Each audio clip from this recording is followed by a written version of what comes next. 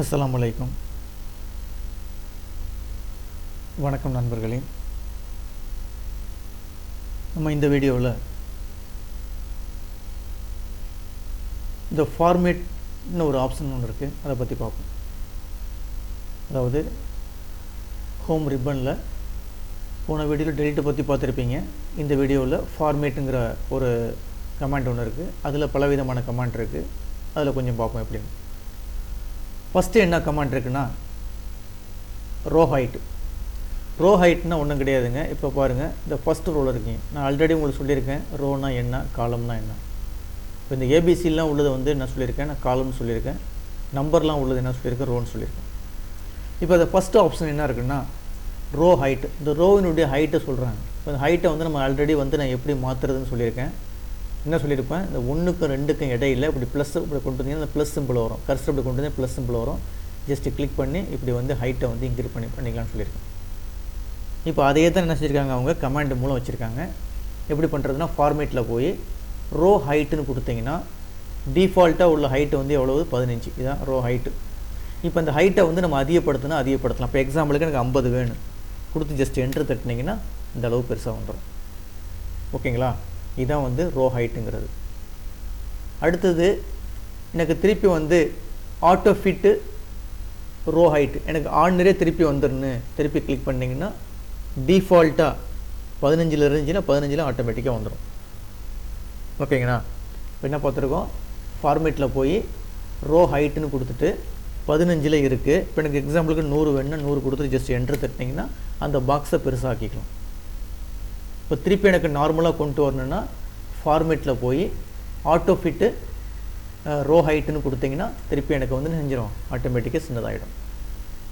அடுத்த command 2 command பார்த்தாச்சு. அடுத்து காலம் வித்துனா ஒன்று எங்களுக்கு தெரியும். அதாவது ஏபிசி இருக்குல்ல, இதை வந்து பெருசுப்படுத்துறது. இப்போ எக்ஸாம்பிளுக்கு இந்த ஏக்கும் பிக்கும் இடையில கொண்டு வந்தீங்கன்னா இந்த மாதிரி ப்ளஸ் சிம்பிள் வரும்.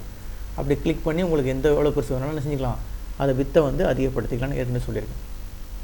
திருப்பி எனக்கு ஆர்டினரியாக வரும்னா கண்ட்ரோல் இசட் கொடுத்தீங்கன்னா ஆர்டினரியாக வந்துடும் மாற்றினது.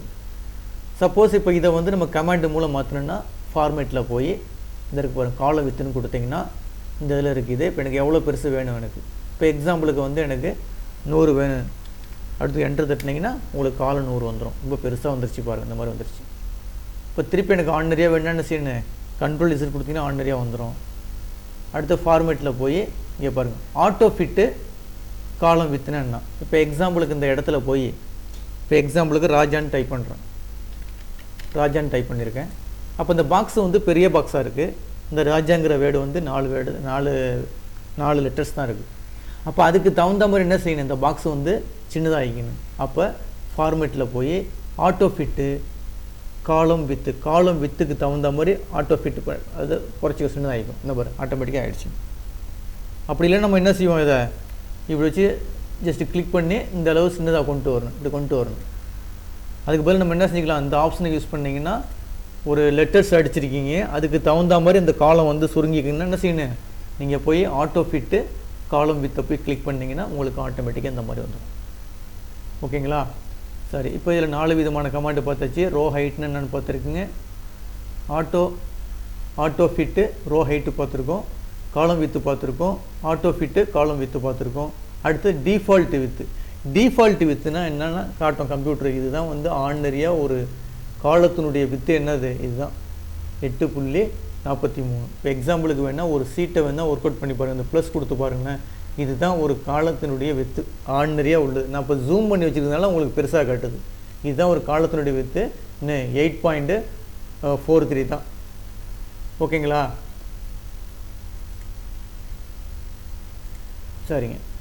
இப்போ அதான் காலத்தினுடைய வித்தை காட்டும், டிஃபால்ட் வித்துன்னு காட்டும். அடுத்தது வந்து விசிபிலிட்டின்னு இருக்குது. விசிபிலிட்டி வந்து என்னென்னா ஒரு செல்லை வந்து மறைக்கிறது, திருப்பி எடுக்கிறது, அதுதான் அந்த மாதிரி பண்ணிக்கிட்டு இருக்குது. இப்போ பாருங்கள், இப்போ எக்ஸாம்பிளுக்கு வந்து சீட்டு 1 இருக்குது எனக்கு.